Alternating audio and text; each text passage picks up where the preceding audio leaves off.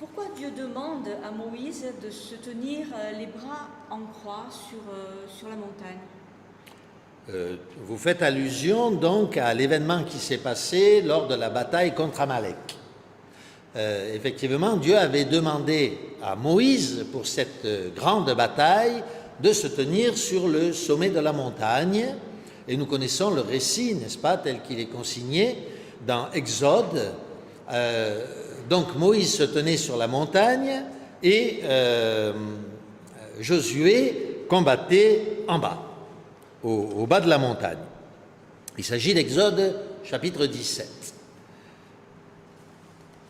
Nous comprenons ici qu'il s'agit d'un événement qui a un sens prophétique. Nous l'avons vu il n'y a pas si longtemps, il y a l'aspect littéral et puis ensuite il y a l'aspect prophétique qui se cache derrière le sens littéral.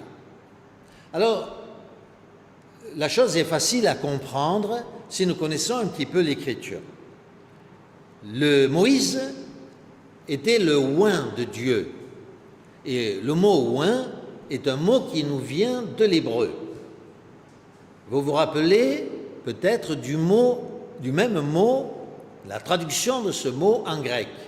Quelle est la traduction du mot oint en grec? C'est Christ. Jésus loin ou Jésus Christ. Moïse était appelé loin de Dieu ou le Christ de Dieu en grec. Donc sur cette montagne se tenait Moïse avec les bras étendus. Le récit ne nous dit pas de quelle manière les bras étaient étendus, mais nous comprenons bien qu'il n'avait pas les bras étendus comme ceci. Il n'avait pas non plus les bras étendus comme cela, non, non. Il avait les bras étendus en forme de croix. La meilleure preuve, c'est qu'il est dit que Hur et Aaron se tenaient, au moment où la fatigue devenait trop intense, de chaque côté pour lui tenir les bras, et que lui-même s'est assis sur une pierre à cause, bien sûr, de son grand âge.